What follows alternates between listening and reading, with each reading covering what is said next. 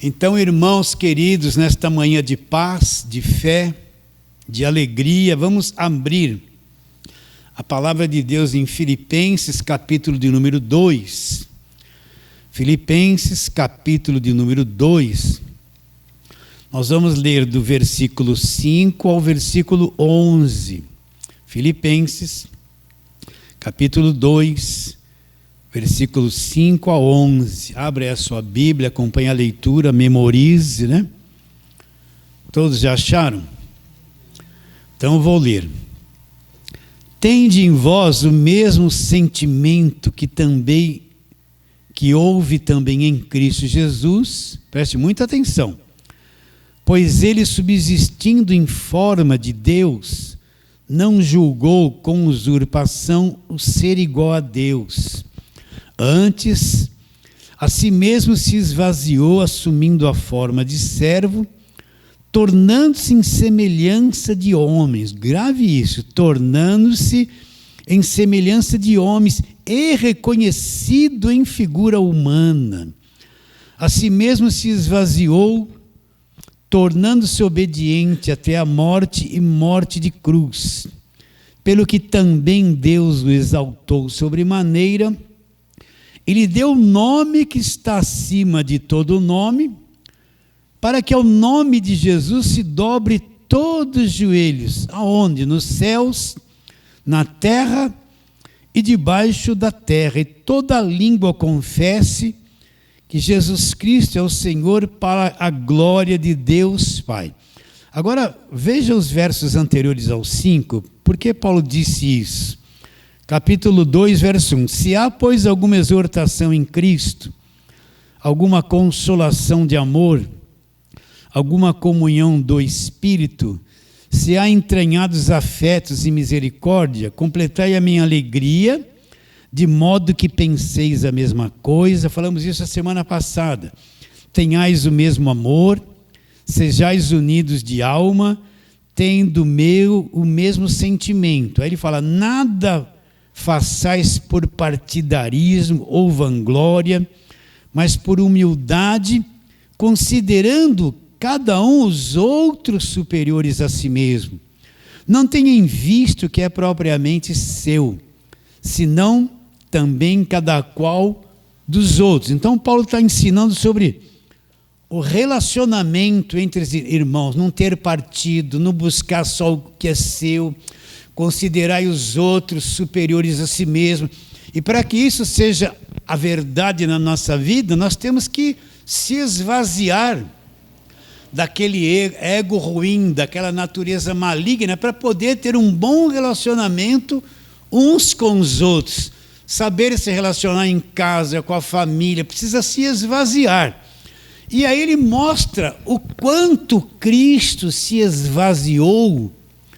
Ele deixou a glória dele e assumiu uma forma humana e foi reconhecido e visto por todos, reconhecido como forma humana.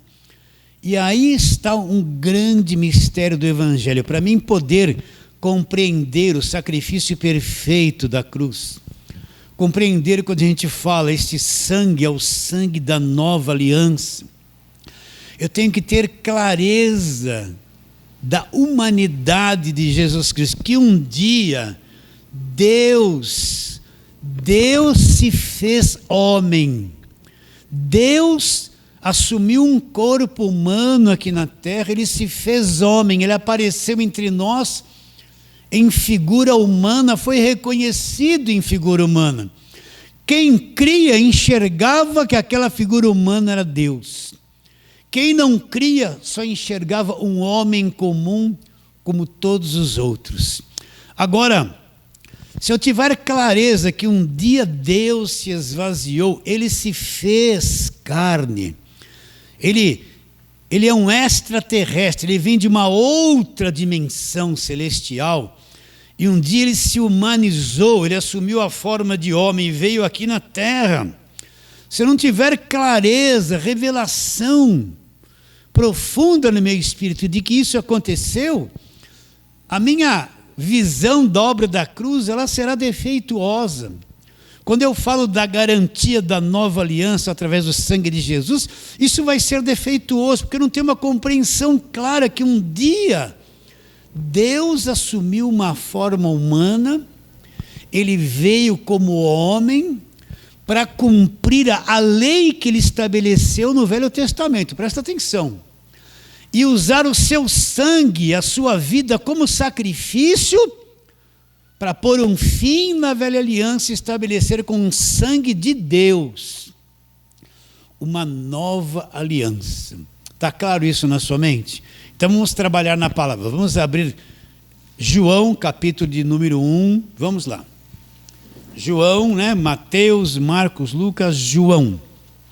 João, capítulo de número 1. Deus me dê graça para falar como devo falar a respeito disso. Eu já preguei isso dezenas de vezes, mas cada vez existe uma profundidade maior, uma coisa mais profunda quando se medita nisso e se fala a respeito disso. João capítulo 1, versos 1 a 3, e depois no mesmo capítulo, verso 10 a 14. 1 a 3. No princípio era o Verbo, e o Verbo estava com Deus, o Verbo é a vida, é a ação, é Jesus, e o Verbo era Deus. Ele estava no princípio com Deus, todas as coisas foram feitas por intermédio dele, sem ele nada do que foi feito se fez. Verso 10. O Verbo se encarnou, Jesus Cristo aparece em forma de homem, nasce aqui em forma de homem. O Verbo estava no mundo, olha lá. O mundo foi feito por intermédio dele, mas o mundo não o conheceu. O Criador se humanizou, veio no mundo que ele criou. Mas o mundo estava tão corrompido pelo pecado que o mundo não o conheceu, não conheceu o seu próprio Criador. Veio para o que era seu. Quem eram os seus? Eram os judeus. E os seus não receberam, os judeus ou rejeitaram, rejeito até hoje.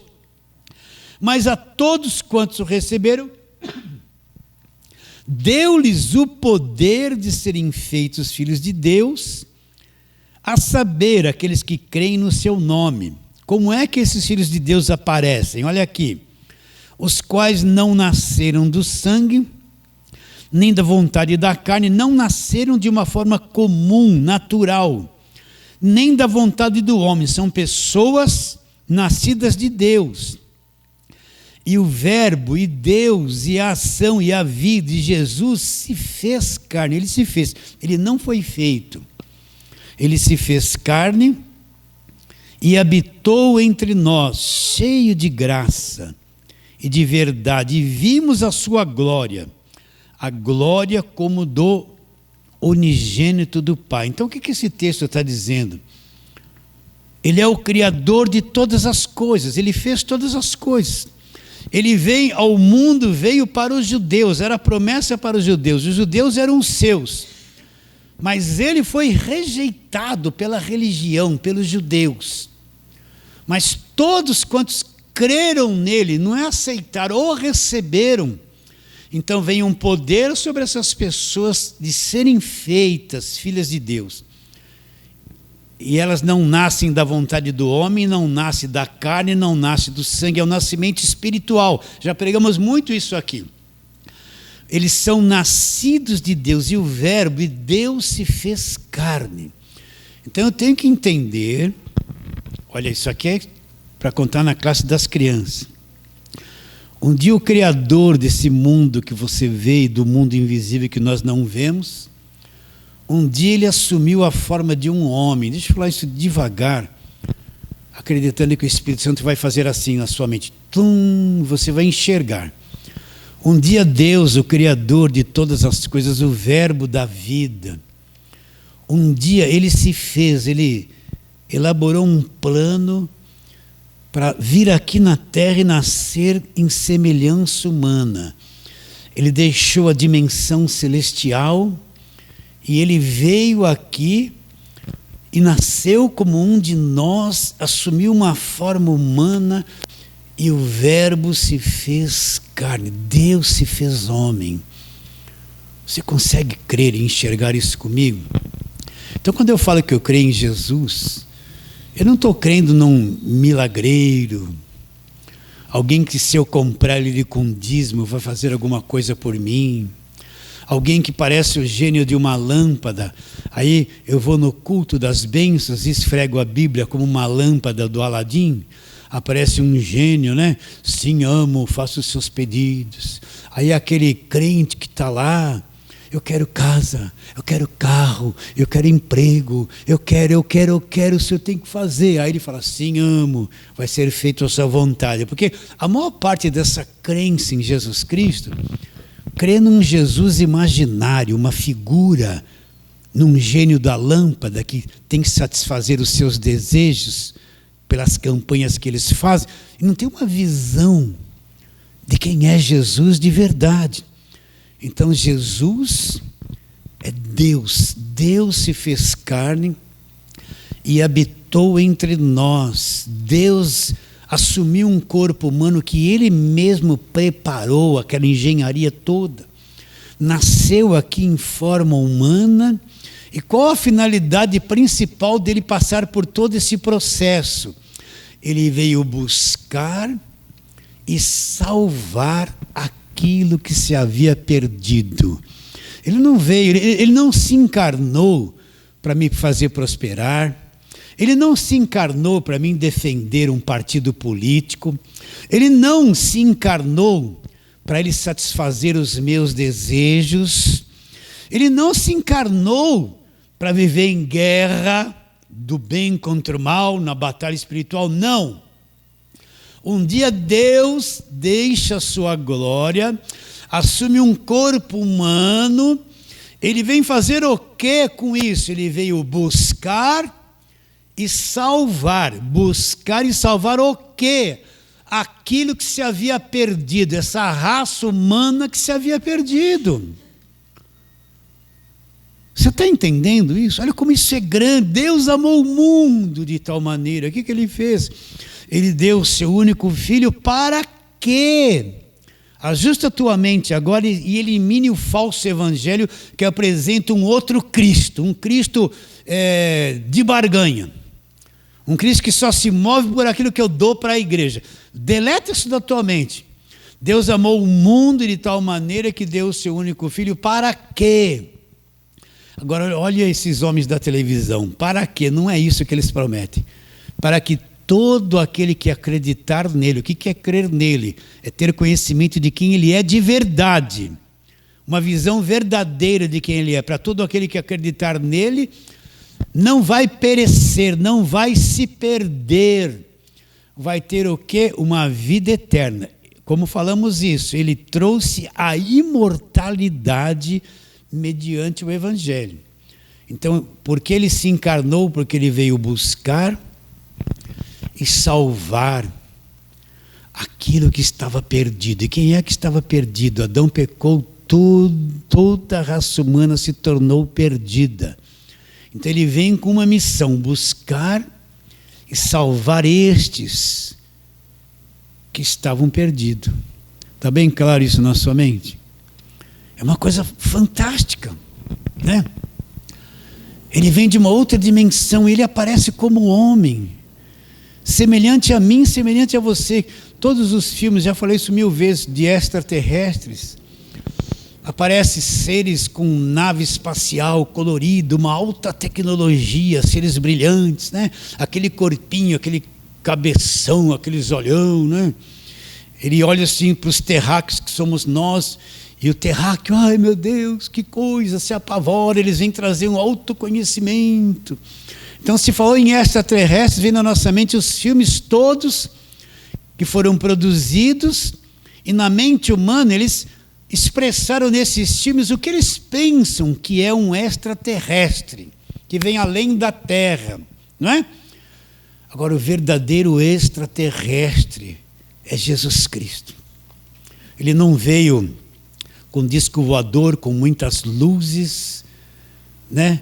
Ele veio de uma forma humana, de uma forma natural, nasceu como cada um de nós nascem, mas só enxerga quem ele é pela fé, aquele que crê nele.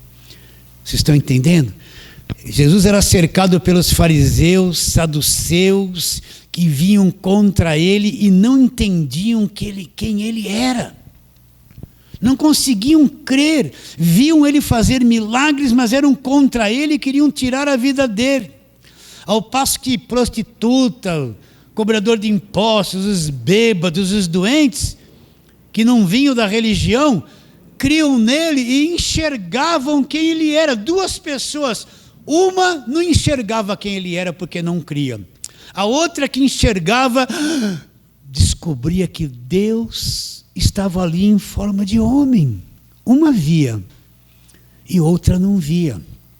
O que crê, enxerga. O que não crê, não enxerga. O segredo para você enxergar quem ele é e que ele é o verdadeiro extraterrestre que trouxe toda a sabedoria do universo para nós termos conhecimento, é quando eu creio. Jesus não é mais uma figura, Jesus não é mais aquela coisa quadrada dentro de uma igreja, Jesus não é mais aquele culto de monte de demônio, Jesus não é mais aquele culto de prosperidade, aquele pastor gritando, passando óleo. Quando eu enxergo, quando eu creio, enxerguei Deus, entro no descanso. O segredo para enxergar isso que eu estou dizendo é aquilo que você acredita. Se eu acreditei certo, eu enxergo. Se eu acreditei errado, eu nunca vou ter uma visão de quem é Jesus Cristo. É o segredo, ele está diante de todos. Ele está diante do católico, do espírito, só que o católico só enxerga Maria. Não consegue enxergar Jesus. Ele está diante do espírito, ele está diante do macumbeiro, do feiticeiro, do budista, do shintoísta. Ele está diante de todos. Mas só quem crê nele é que vai enxergar. Quem não crer, como diz a Escritura, vai vê-lo e não vai reconhecer. Por isso que Paulo fala lá em Coríntios, a fé não é de todos. A fé não é de todos. Nem tudo aquilo que se diz crente está dentro de uma igreja está enxergando quem é Jesus Cristo. Porque se enxergasse, parariam de explorar as pessoas, parariam de fazer da igreja uma massa de manobra, parariam de fazer da igreja um partido político, entende? Parariam, não teriam temor de enviar a fé das pessoas ligadas a esse tipo de coisa. A quem enxergou jamais poderia chegar num púlpito e explorar as pessoas em nome de Jesus, porque ele enxergou quem é o extraterrestre, quem é Jesus. Isso muda a vida da pessoa. Você já enxergou Jesus? Agora olha o sistema evangélico organizado, tudo manchado. Isso aí não é Jesus. Mesmo que eles cantem, estou seguindo a Jesus Cristo, é só conversa. Estão afundados na política, na enganação, na exploração. Então, quem crê, como diz a Escritura, vai enxergar quem ele é. Quem não crer, pensa que está seguindo, está num falso evangelho, e pensa que Cristo é aquela igreja ao quadrado. Eu tenho que cantar, eu tenho que falar aquilo, eu tenho que dar os avisos, eu tenho que fazer isso, a campanha, eu tenho que fazer aquilo, eu tenho que ir lá. Eles estão ao quadrado, rodando num círculo e não muda nada na vida deles, não tem entendimento. Entende isso que eu estou dizendo ou não? Estamos indo? Então vamos para frente agora. Vamos ver aqui, vamos agora para Lucas. Você está em João, volta. Lucas capítulo de número 1, vamos ler aqui o nascimento de Jesus, né? Então vamos ler desde o versículo 26 até o 35, uma boa leitura. Abra aí a Bíblia, acompanhe direitinho. No 6º mês foi o anjo Gabriel. O anjo é um mensageiro de Deus, que traz a mensagem de Deus.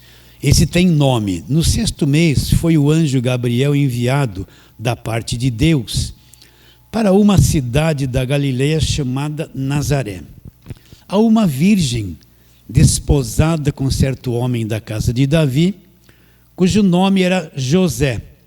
A virgem chamava-se Maria.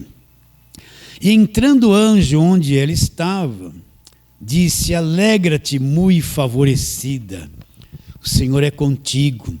Ela, porém, ao ouvir esta palavra, perturbou-se muito e pôs-se a pensar no que significaria essa saudação.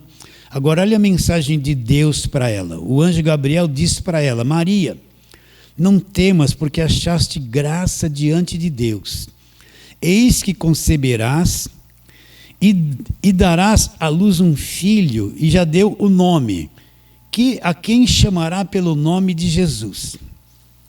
Este será grande e será chamado Filho do Altíssimo. Deus, o Senhor, lhe dará o trono de Davi, seu pai. Ele reinará para sempre sobre a casa de Jacó, e o seu reinado não terá fim. Então disse Maria ao anjo: como será isso? Pois eu não tenho relação com homem algum. Olha o mistério. Respondeu-lhe o anjo: descerá sobre ti o Espírito Santo, o poder do Altíssimo te envolverá com a sua sombra. Por isso também presta atenção, o ente santo que há de nascer será chamado Filho de Deus. Para um pouquinho. Maria, uma virgem, se cumpriu a palavra de Deus. Aparece um anjo para ela, ela nem imagina. Ela nasceu, era uma moça, ela nem imagina que ela é uma chamada por Deus. Lá no Velho Testamento diz que ele nasceria de uma virgem. Provavelmente um dia ela deve ter ouvido isso na pregação do Velho Testamento. Ela nem sabia que era ela, que era com ela aquilo. Ela deve ter ouvido alguma coisa assim na sinagoga. Ela era judia, deve ter aprendido, mas ela não sabia que era com ela. Mas ela era uma predestinada. Vocês estão entendendo? Passou um tempo sem saber que era ela. Até que um dia se cumpre o tempo de Deus, e Deus vem, manda o anjo aparece para ela e traz uma palavra perturbadora, como o texto diz: olha, você vai ficar grávida pelo Espírito Santo. Ela ficou perturbada. O ente santo que vai nascer de você será chamado Filho do Deus Altíssimo. Ela falou assim: como será isso? Eu não tenho relação com homem algum. Aí vem a palavra do anjo: olha, vai acontecer uma coisa com você, Maria. A sombra do Altíssimo, vai vir sobre você o Espírito Santo, e a sombra do Altíssimo vai te envolver. E o que vai nascer de você é um ser santo, é um Deus em forma de homem, é um Filho de Deus. Olha que coisa louca isso, não é? Imagine ela como... Hoje a gente conhece a tecnologia, né? 1001 coisas, mas na cabecinha daquela moça, sem muito conhecimento, como é isso? Vai vir a sombra de Deus sobre mim, eu vou ficar grávida pelo Espírito, eu vou ficar... Uma loucura! Você acha que ela entendeu isso? Não entendeu nada. Mas ela creu. Então, aí é que você tem que entender o nascimento de Jesus Cristo. Presta atenção. Todos nós nascemos um dia aqui na terra. A semente do nosso pai foi fecundar o útero da nossa mãe. O útero ficou fecundado e nós nascemos. Não é? É o arroz com feijão que você já me ouviu 1000 vezes. E se for feito um exame de DNA lá no teu sangue, o médico vai extrair um pouquinho do teu sangue, vai fazer um exame de DNA. Vai constatar uma coisa, que o teu sangue, ele não vem da tua mãe. O teu sangue é o DNA do teu pai. O sangue do teu pai, quando feito o exame de DNA, prova que é o mesmo sangue teu. Porque você vem da genética do teu pai. É transferível de pai para filho. Quando se tem dúvida se o filho é daquele pai, o que se faz? Um exame de DNA. Aí vai comprovar o quê? O sangue da criança é o sangue do pai. É o mesmo grupo sanguíneo. Está bem claro isso? Agora, Jesus teve a mãe humana, mas ele não teve pai humano. Aí está o mistério. Ele teve a mãe humana, mas não teve pai humano. A Bíblia diz que o pai dele é Deus.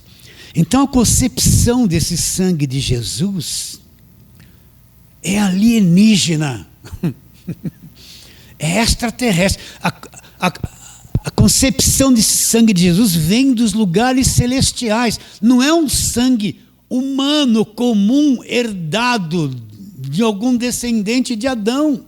Porque se ele herdasse o sangue de Adão, ele não poderia ser santo, ele seria contaminado como cada um de nós. Todos nós viemos da corrente sanguínea de Adão. Herdamos o pecado dele, nascemos estragados e destruídos como ele. Pervertidos, depravados como ele, porque ele passou isso para nós, sabe disso, né? Agora, Jesus não teve um pai humano caído. A concepção do sangue dele, a genética vem de um lugar celestial. Entende ou não? Então, aquilo que foi gerado no ventre de Maria foi gerado pelo próprio Deus. O próprio Deus gera Jesus no ventre de Maria. Então, todas as características do filho são herdadas pela mesma característica do pai. É ou não é? Não é? Tem uns até que aparecem com a mesma cara, né? E se o pai é careca, pode ver que lá na frente vai ficar careca também, não vai? Não é assim? Sim ou não? Então, aquilo que foi gerado no ventre de Maria, Deus gerou. A característica do sangue de Jesus é uma dimensão de Deus. Deus passa a ter sangue na pessoa dele. E existe aquelas doenças, né? O pai teve diabetes, olha, cuidado que é genético, né? Geralmente o filho vai ter ou a filha vai ter, você tem que tomar muito cuidado e vai passando aquilo que o pai ou a mãe tiveram na carne para o filho, não é verdade? Sim ou não? Né? A genética de Jesus não tinha genética humana, é genética de Deus, a carne dele, é isso que eu quero que você entenda.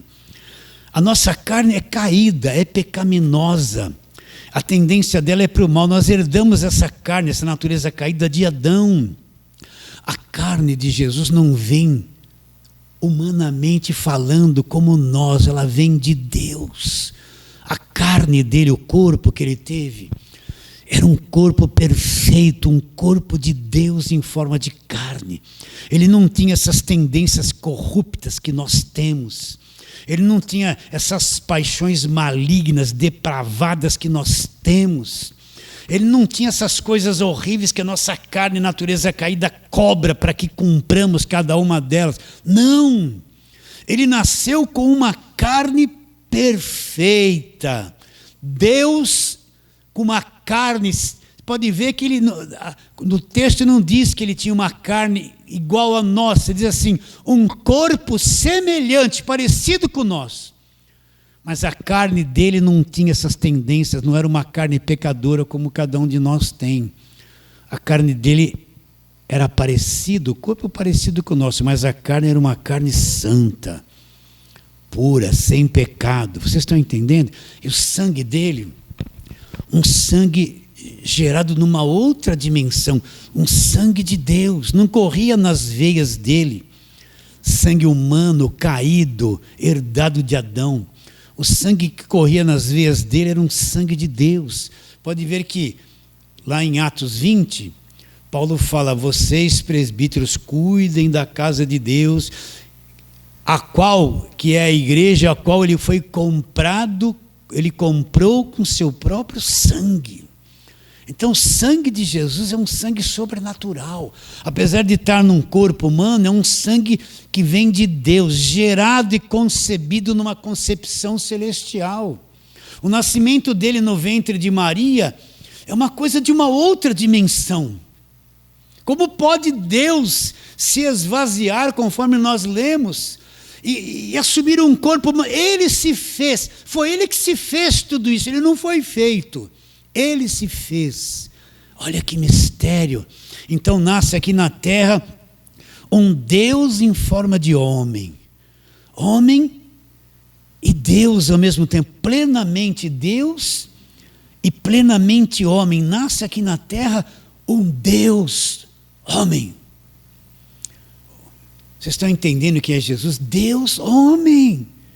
Deus, um sangue puro, um corpo puro, uma carne pura. Ele não nasceu em nada defeituoso como nós nascemos, não herdou nada de Adão. Ele se esvaziou da sua glória e nasceu em figura humana. Maravilhoso. Só enxergava quem acreditava. Por isso que vinha um cego, ele falava assim, veja, e o cego via. Por isso que eles estão num barquinho lá em alto mar, numa tempestade, ele está dormindo, todo mundo apavorado, aí acorda, ele, Jesus, nós vamos perecer. Aí ele levantava e falava, vento, acalma, mar, acalma-te. E a criação via quem ele era e obedecia, e se acalmava, porque ele é o criador do mar, do vento. Vocês estão entendendo? É por isso que ele chegava, pegava na mão de um homem com a mão mirrada, estende a tua mão, estendia a mão e a mão dele era curada instantaneamente. Por isso que ele chegava num leproso e tocava, e imediatamente a lepra era curada. Entende? Por isso que ele chegou diante de Lázaro. Lázaro estava morto há 4 dias, cheirava mal. Lázaro, vem para fora. E o Lázaro, tiraram a porta do túmulo, Lázaro veio flutuando assim, ó, porque estava enfaixado, não conseguia andar. Veio até ali, parou vivinho, ele chamou o morto à existência. Por que ele fazia isso? Porque ele era Deus em forma de homem. Não é que nesses milagres de hoje aí, tudo na base de fotografia, coisa comprada, coisa falsificada. Eu tenho exatamente 48 anos de fé. Nos meus primeiros 20 anos, vinha muita gente que fazia cura. Eu preciso falar isso. Dizia que curava, que era isso, que era aquilo. Aqui no Glicério tinha um homem que dizia que lá era cura divina. Todos esses que vieram no Brasil, os que tinham aqui, eu fui lá na igreja de todos eles. Eu não tinha entendido o evangelho ainda. Eu participei de todos os cultos de cura. Eu vi lá gente aleijada esperando cura, gente torta, gente cega. Eu nunca vi um ser curado. Eu vi muita gritaria, muito chacoalhar, muito óleo. E fiquei com os olhos abertos para ver quem vai andar aqui. É agora, é agora. Eles, é agora, receba. Eu fiquei, nunca vi. Vi aqueles que vinham dos Estados Unidos, enchiam o estádio do Morumbi, diziam que ia curar. Eu fiquei lá vendo, eu nunca vi um ser curado, nunca. Nunca vi.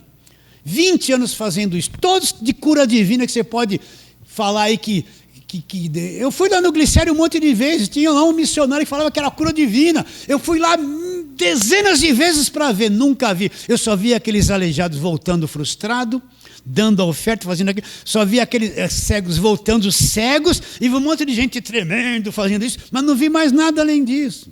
Porque essa gente que fala que cura não tem poder nenhum. Essas campanhas de cura, esses testemunhos, para mim, tudo são coisas mentirosas para arrecadar dinheiro e falso. Falso. Agora, Jesus, só com a palavra ele curava. Todos quantos vieram diante dele, ele curou todos, sim ou não? Falhou alguma vez? Por quê? Porque ele era Deus em forma de homem, pleno, perfeito. Entende? Os demônios vinham, aquele endemoniado gadareno que prendiam eles com as cadeias, ele quebrava tudo e fazia tudo. Quando Jesus Cristo veio, ele veio ao encontro de Jesus, que nem um cachorrinho, chegou lá, Jesus, não me mande embora daqui, né? Permita entrar no porco. Você vai dar autorização para entrar nos porcos? Pode ir. Eles foram entrar nos porcos, 3.000 porcos se precipitaram e morreram lá afogados. Pediu autorização para entrar nos porcos. Por quê? Porque reconheciam quem ele era. Porque um monte de demônio começou a se manifestar em Mateus, Marcos e João. Jesus não ficava lá, manifesta agora, você isso, pode vir. Não, bastava estar a presença de Jesus, o demônio já vinha para fora submisso aos pés dele. Porque reconheciam quem ele era. Ele falava assim, cala-te e sai dele. Não autorizava nem que eles falassem. Porque Deus estava ali em forma de homem, por isso que ele curou. Imagine você, por que essa turma da televisão não filma assim? Agora nós vamos fazer a multiplicação dos pães. Chama lá 5.000 pobres da rua com fome, 5 pães e 2 peixes, põe no altar. Agora vocês vão ver o milagre da multiplicação dos pães, né? Multiplicação dos pães é dar o dinheiro para eles. Vai multiplicar na tua casa, ninguém vai ver. Desafio esses apóstolos da televisão a fazer o milagre da multiplicação. Põe lá, faz um programa de televisão, põe lá 5 pães e 2 peixes, põe 5.000 pessoas no templo deles. Quero ver eles fazerem multiplicar pães. Não fazem, porque eles nem falam nada disso. Porque eles não têm poder para nada, são homens enganadores, meus irmãos.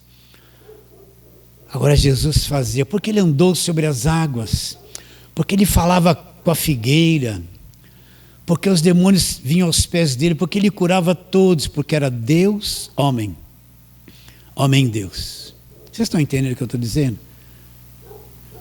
Os religiosos não acreditavam, não enxergavam, mas os miseráveis acreditavam e enxergavam. Quem crê vai enxergar o que eu estou te dizendo. Quem não crê, que só está nesse movimento do evangelho, fala que crê em Jesus. Jesus para eles é banda de música, é cantar, é passeata, é marcha para Jesus, que só tem política. Isso aí não é, meu irmão. Isso não é evangelho.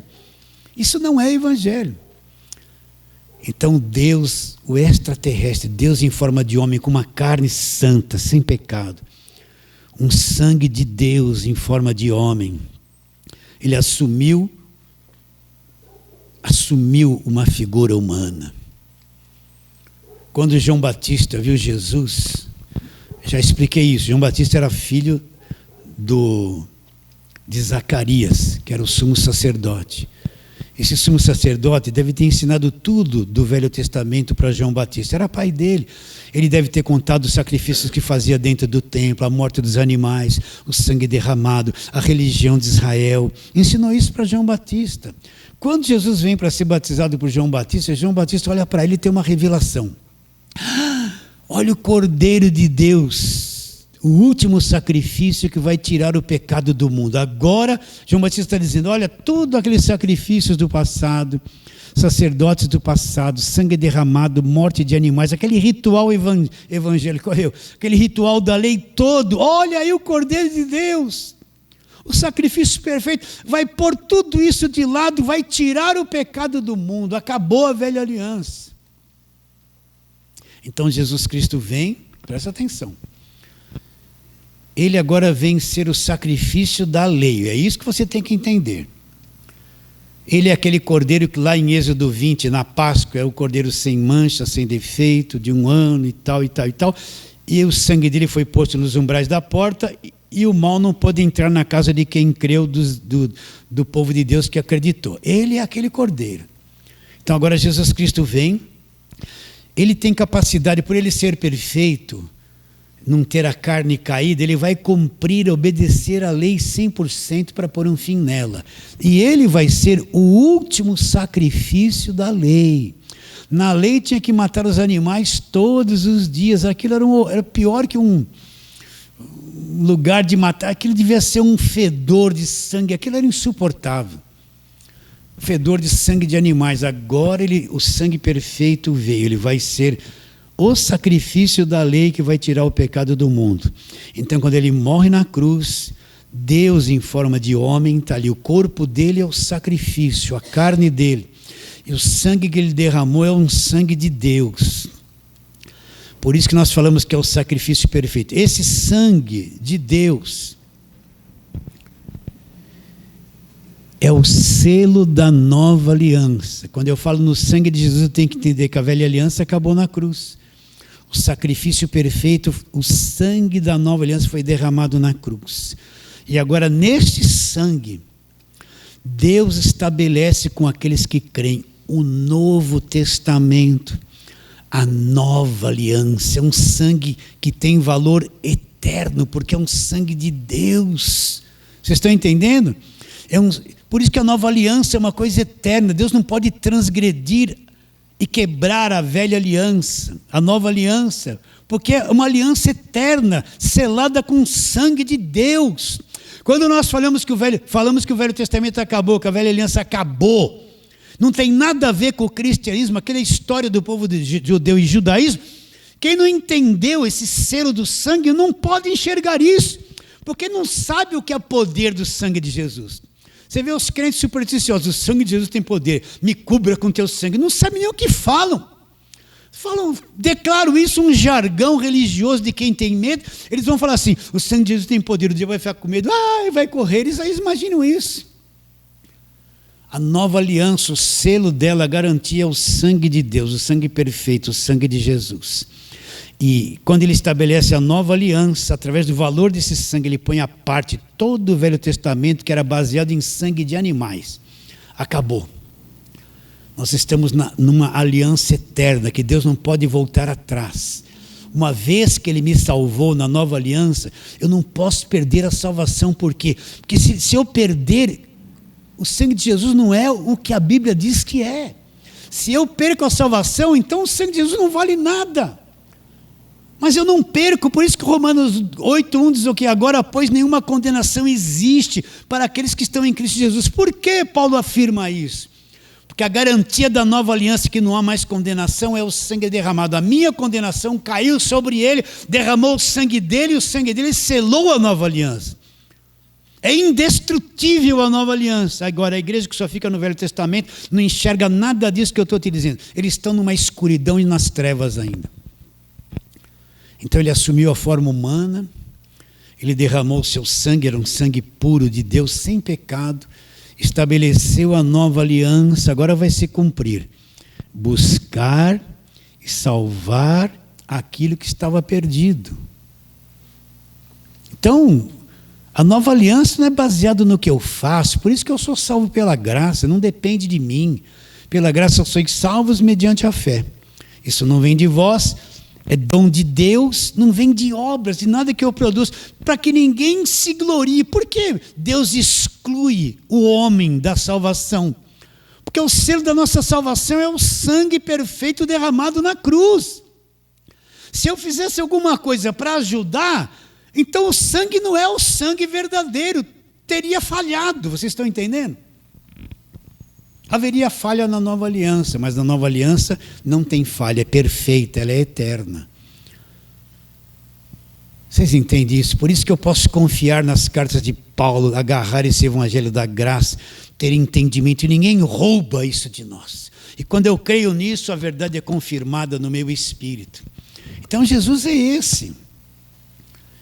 A nova aliança é baseada no sangue dele, ele é o único mediador entre Deus e os homens. Por que Paulo fala o único mediador entre Deus e os homens? Jesus Cristo como homem, porque ele passou pelo sacrifício como homem, ele foi o último sacrifício da lei, estabeleceu a nova aliança, pôs um fim na velha, e nós vivemos na nova aliança. Nós nos relacionamos com Deus pelos princípios da nova aliança, pelo que ele estabeleceu, não velha aliança. Então Paulo está dizendo, ele se esvaziou, foi reconhecido em figura humana, assumiu um corpo humano. João Batista diz, olha o Cordeiro de Deus que tira o pecado do mundo. Então o pecado foi tirado. Pecado, a culpa que pesava sobre nós foi tirada. Agora, para quem é válido isso? Quem não crê, isso não é válido para ele. Mas quem crê, foi tirado. E foi tirado a nossa culpa até o último dia de vida aqui na terra. Nós somos inculpáveis agora, por aquilo que Jesus Cristo fez na cruz. Então vou fazer coisa errada. Não, o verdadeiro cristão não quer fazer coisa errada, não gosta de coisa errada e não vai fazer. Se der mancada fez, tem o perdão. O sangue de Jesus, a figura humana.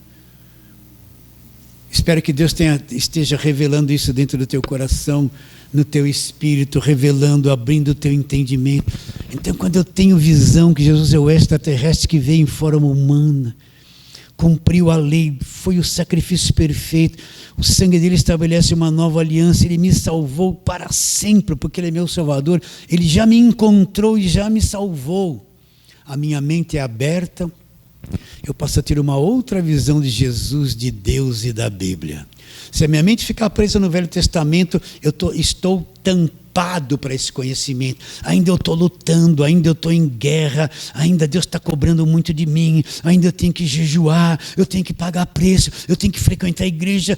Se eu der uma falhinha, eu estou perdido, eu tenho que ser submisso a um pastor que vai mandar na minha vida, vai falar que eu tenho que fazer isso, se eu não fizer, eu sou desobediente porque ele é ungido de Deus, eu vou estar debaixo de uma escravidão imensa, uma enorme escravidão. Ele veio e já cumpriu tudo a respeito daquilo que estava escrito na velha aliança nele. Está bem claro? Vamos para outro texto. Olha o que Paulo fala. Vamos ali para Colossenses, né? Nós já estudamos isso há alguns meses atrás. Colossenses capítulo de número 1.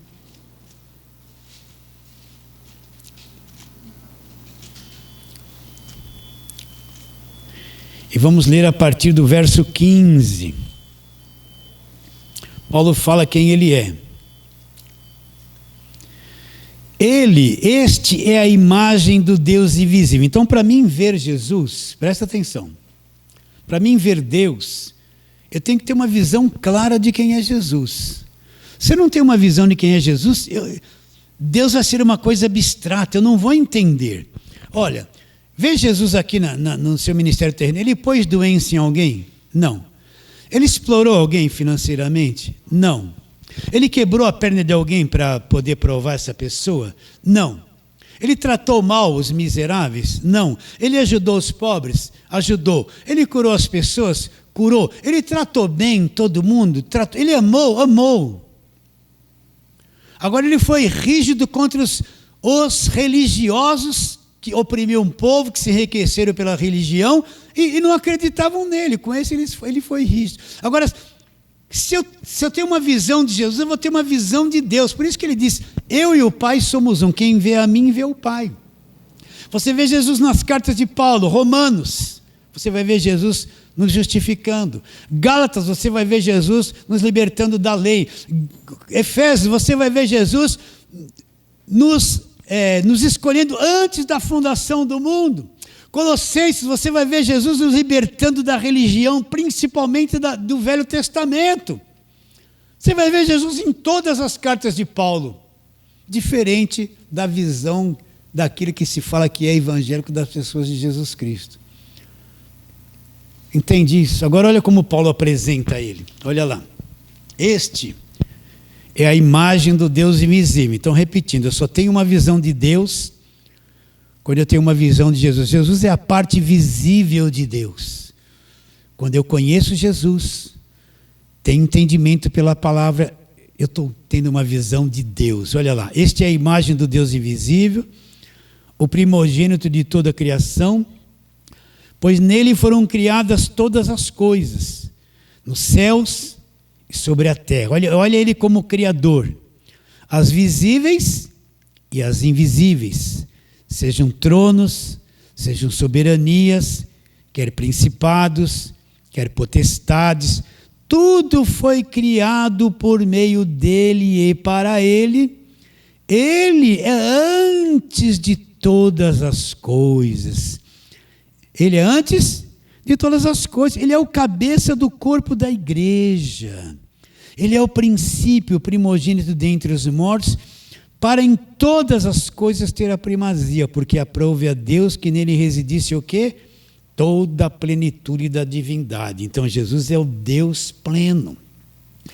Então um dia, esse Deus se esvaziou, conforme nós estamos vendo em Filipenses, assumiu uma forma humana, esse extraterrestre nasceu em forma de homem, plenamente Deus, plenamente homem. Quando eu enxergo Jesus, eu enxergo Deus. Para mim ter uma visão clara de Deus, eu tenho que ter uma visão clara a respeito de Jesus. E ele veio fazer o quê? Buscar e salvar aquele que estava perdido. Repetindo, ele não veio aqui para me dar dinheiro, ele não veio aqui para ser o gênio da lâmpada para me servir, conforme esse falso evangelho prega. Ele não veio aqui fazer acepção de pessoas. Ele não veio aqui fundar um partido político dentro da igreja. Ele não veio fazer essas coisas. Quando eu vejo a igreja fazendo essas coisas, qual é o meu entendimento? Isso aí não é igreja. Isso aí não é igreja. Ele não veio manipular ninguém com a doutrina do domínio. Um lá na frente manda, todo mundo é submisso a ele. Não, ele não veio fazer isso, não. Ele fazia milagre e dizia assim, fica quieto, não fala para ninguém. Não queria fama. Você viu ele explorando alguém financeiramente? Quando você vê esses fazendo isso, esses aí não são de Deus. Eles não refletem Jesus. Isso aí não é o Evangelho. Tem que ter bastante clareza sobre isso.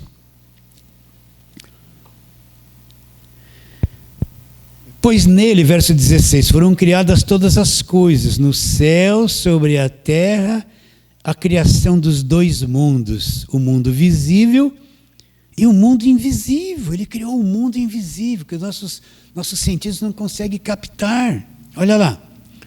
Sejam tronos, soberanias, outras autoridades, potestades, tudo foi criado por meio dele e para ele. Ele é antes de todas as coisas, e nele tudo subsiste, ou seja, ele é o sustentador de todas as coisas. Tudo existe porque ele faz existir. Quando ele disse, haja luz e houve luz, e apareceu o sol brilhante, olha lá, o sol está ali. Aconteceu alguma coisa com o sol, ele queima e não gasta. Quando ele disse a respeito da lua, desde criancinha você vê a lua, não vê? Não está obedecendo? Não é quando ele disse assim, que as sementes iriam se multiplicar, as plantas, os frutos iriam se multiplicar em sementes, cada semente a sua espécie. Joga o grãozinho de milho ali na terra, não vai brotar? Está obedecendo até hoje. Por quê? Porque nele tudo subsiste. Ele é o sustentador de tudo. Ele é o sustentador do nosso planeta, de cada estrela, da lua, do sol, dessa galáxia que é uma coisa, nossa, uma loucura de gigantesca, de quantidade de estrelas e buraco negro. Você já pegou um telescópio para ver essas coisas? Eu nunca peguei, mas eu tenho uma vontade. Já pensou você com um telescópio vendo o Saturno lá, aquela coisa grande, bonita, colorida, hein? Que coisa linda, nós estamos aqui, as lâmpadas da rua à noite não deixam nem a gente ver as estrelas, estamos aqui a 50 metros daqui da atmosfera, tudo achatadinho, que nem formiguinha andando aqui nos nossos corredores, catando umas folhinhas, né? Não enxerga mais nada além disso, correndo atrás do arroz e feijão todo dia, não é? Não enxerga mais nada além disso. Não enxerga mais nada, nele tudo subsiste. De vez em quando você for orar, fala assim, Senhor, eu existo, eu subsisto, porque o Senhor é a minha vida, a minha energia, olha os meus órgãos internos, coração, estômago, tudo isso subsiste em Ti, o Senhor é a minha saúde. Fala isso para Ele. Fala isso para Ele. Não é quando você acordar de manhã, estou existindo, nele tudo subsiste, eu estou aqui, porque o Senhor está deixando eu ficar aqui, está me alimentando. Não é? Se alegre no Senhor. E você pode ver o mundo aí agitado, com guerra. Nada vai acontecer se Ele não permitir.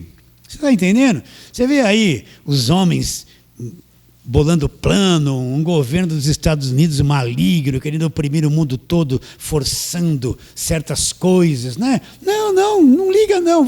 Pode haver algum sofrimento, mas não acontece nada se Ele não permitir. Nele tudo subsiste. Você existe nele. Sim ou não? Ele é o sustentador de todas as coisas. Para não ficar muito longo, volta lá, Filipenses, volta um pouquinho, você está em Colossenses. Vamos terminar no mesmo texto que nós começamos. Verso 5 do capítulo 2 de Filipenses. Tende em vós o mesmo sentimento que houve também em Cristo Jesus. Pois ele, subsistindo em forma de Deus, ele sendo Deus, não julgou com usurpação ser igual a Deus. Antes ele se esvaziou, A si mesmo se esvaziou, assumindo a forma humana, a forma de servo, tornando-se semelhante a homens, reconhecido em figura humana. De novo, ele teve diante de todos. O que creu, enxergou quem ele era. Quem não creu, não enxergou. Mesma coisa hoje. Se eu crer em Jesus Cristo, como diz o Evangelho, eu vou enxergar. Se eu ficar preso na velha aliança, eu não vou enxergar Jesus. Eu vou falar de Jesus, agir no nome dele, cantar alguma coisa que fala sobre ele, vou voltar para o Velho Testamento, pregar Moisés e tudo aquela coisa, e não vou ter uma visão de quem é Jesus. Não vou ter, não adianta. Nele, olha lá, subsistindo em forma de Deus, verso 7. Antes a si mesmo se esvaziou, assumindo a forma de servo, tornando-se em semelhança de homens, reconhecida figura humana.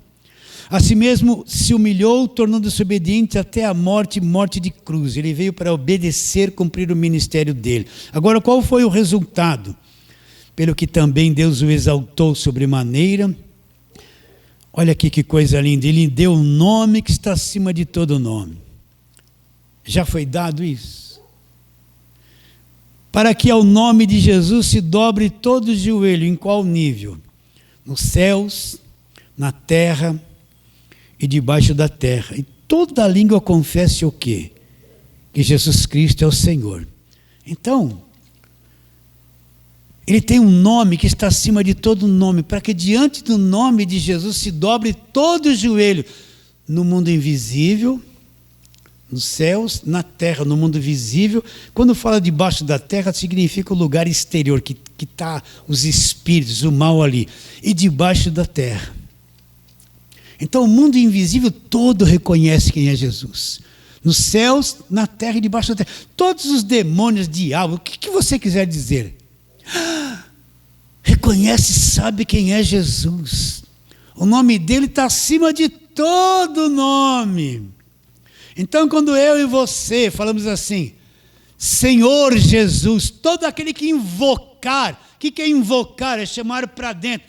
Jesus, chamar para dentro, todo aquele que invocar o nome dele será salvo. Invocar é falar. Jesus, um crente pequenininho como nós, quando você fala Senhor Jesus, o universo reconhece quem é esse nome, os demônios reconhecem, todos os níveis de existência reconhecem quem é Jesus. Você reconhece? Sim ou não? O nome que está acima de todo nome, para que diante do nome dele todo joelho se dobre. Isso já se cumpriu, olha, há 2000 anos atrás, nos céus, na terra e debaixo da terra. Toda língua confessa o quê?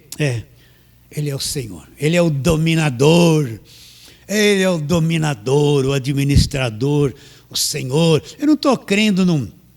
Qual a visão de Jesus dessa gente? Deus me liberta, eu fui no culto de libertação, Jesus te libertou. Aí no dia seguinte eu estou preso de novo. Jesus, a libertação foi tão fraquinha que o diabo entrou na minha vida no dia seguinte e desfez o que ele fez por mim. Aí eu preciso no culto de libertação, chegando no culto de libertação, está amarrado o diabo, está amarrado, põe a mão na cabeça, fui liberto. No outro culto já tem que estar com a mão na cabeça de novo, porque Jesus que me libertou é fraquinho. E o diabo me pegou no dia seguinte, lá estou eu fazendo a mesma coisa, e eu fico 20 anos fazendo a mesma coisa na mesma igreja. Isso aí não é Jesus. Uma vez que você foi liberto por Jesus, liberto do império das trevas, você foi liberto para sempre. Nada te prende. Nenhum poder das trevas tem autoridade sobre a tua vida. Uma vez liberto pelo Senhor do Universo, para sempre liberto. Uma vez salvo pelo Senhor do Universo, para sempre salvo. Nada pode destruir essas verdades. Agora, quando você vê uma igreja acuada, batalha espiritual, medo do demônio, supersticiosa, agorada, salorado, água do Rio Jordão, toalhinha de suor, mão do apóstolo escrito num papel para pôr na cabeça, é óleo de Israel, é rosinha, isso é uma farsa, isso não é evangelho, isso é uma superstição, isso é mais macumba do que evangelho.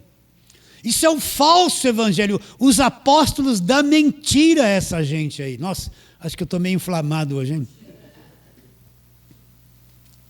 O nome dele está acima de todo nome, para que diante do nome dele todo joelho se dobre nos céus, na terra e debaixo da terra, e toda língua confesse o quê? Ele é o Senhor, Ele é o Senhor, Ele é o Senhor. Pode aplaudir bem forte, Ele é o Senhor. Amém. Graças a Deus. Amém. Vamos ficar em pé e fazer a breve oração. Senhor, te adoramos profundamente nesta manhã. E te pedimos que o Senhor venha abrir o entendimento. Onde chegar esse arroz com feijão, essa palavrinha simples que foi pregada. Que tenha mentes abertas, corações que recebam a revelação do Evangelho da graça de Deus. E nós também acrescenta-nos mais revelação. Crendo que será, oramos pela fé, em nome de Jesus. E a igreja diz, amém.